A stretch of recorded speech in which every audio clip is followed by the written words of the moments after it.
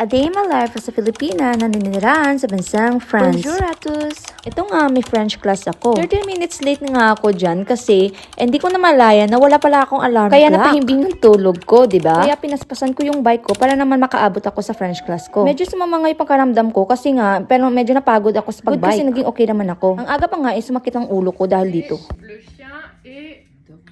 Oui, il est devant le canapé.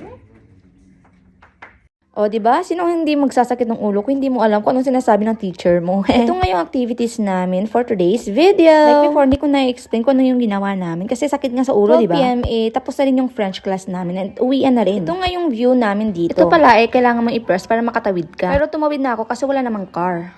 Diyan pala ako nagpa-park ng bike ko. Pagkatapos na ilalagay ko na rin yung bag ko and also yung helmet ko kasi hindi kasya. Ito pala yung view ko dito sa pinaparkingan kong bike. Yan yung daanan ko pa uwi. Ito nga nag-decide ako na mag-helmet na lang ako. Ang ganda pala ng sikat ng araw ngayon. Grabe, ginaya ko yung 4 degree na ginaw dito. Kaya isa din yung sa rason siguro na mas sumama yung pakiramdam ko kasi todo bike ako at also sobrang ginaw. Kaya nagpalpitate talaga ako ng gusto. Ito nga nag-stop ako at binidyohan ko tong view na to. Ang ganda. Hanggang ngayon fall pa rin dito. And also ito pala yung train station dito sa Toulouse. Yan, ang ganda. Maraming nagpa-picture dyan. Ito talaga yung daanan ko papuntang French class ko.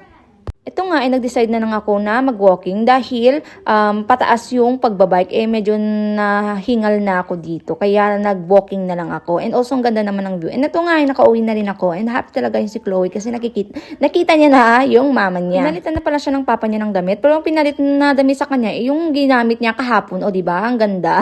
Decide nga yung asawa ko na mag-take out na lang. So ito yung lunch namin. So bumili na lang siya sa labas.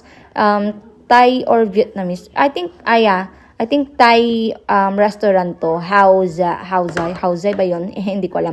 And yun nga, kumain kami ni Chloe. Kumain na rin siya. Nilutuan siya ng papa niya ng egg. Pero konti lang daw kinain. Kaya ito, sinubuan ko siya ng rice. And pagkatapos niyan, itinurn on ko yung heater dahil napaliguin ko si Chloe. Ito nga, pinataas ko yung yung hindi ko alam kung anong tawag dyan. Basta, yan, para naman maliwalas. And ito nga, hindi nakapagligpit yung asawa ko. Kaya ako na lang nagligpit ng pinaghigaan namin. Hindi katulad sa ating mga asawa na multitasking talaga tayo. Nagagawa talaga lahat natin mga gawaing bahay. Pagkatapos niyan, prepare ko na rin yung mga gagamitin ni Chloe. Yung damit niya, ito yung sasutin niya in Pampers and yung mga towel niya. Ito, and also yung gagamitin niya pagkatapos niyang maligo. Also yung vitamins niya.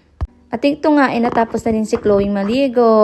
Good kasing gustong-gusto talaga ni Chloe maligo, kahit maginaw. Pagkatapos ko mapaliguan si Chloe, and kagad naman ako pumunta ng kusina at nagugas ng mga pinggan. Ito also yung mga table ni Chloe sa chair niya. Pagkatapos ko mahugas, and yung mga parcel pala, dumating yung Amazon at yung Temu. Kaya mag-unboxing tayo for today's video.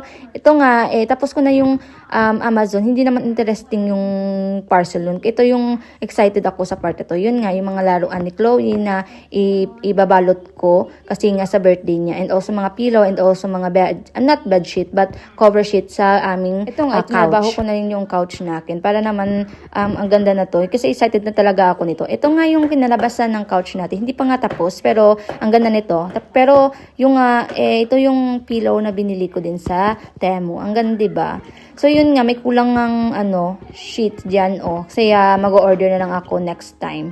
So ito yung and also nag-assemble na rin ako ng ring light ko kasi gagamitin ko to sa pictorial ni Chloe. Grabe, ang dami ko na palang ginawa. Wala palang manual pero sumakit yung ulo ko kung saan-saan ko yan dinasok-dasok. Ito na nga, tapos na. So may iba't ibang kulay pala yan. Yan. Ang ganda, diba?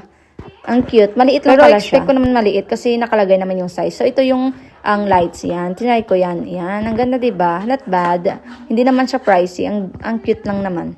Ito nga, tinapos ko na din yung decoration, Christmas decoration ko dito. Kasi excited na talaga ako dito. Christmas na talaga yung bahay na. Yun nga, ito kasi yung nilook forward ko every time na nag-order ako ng mga Christmas decor sa Temu. Yun nga, yung cute nga mga ribbon-ribbon. So, nilagay ko pala yan sa gilid ng bintana namin, yung decoration na yan. So, ang cute lang kasi may free lights na siya and also yung ribbon-ribbon, free na rin yan. Dalaanan. Ito yung kinalabasan. Diba? Pagkatapos niyan, pinipare ko lang yung food ni Chloe for dinner. And also, ito yung gustong-gusto yung grapes talaga. That's all for today's video, guys. Au revoir. Bye-bye!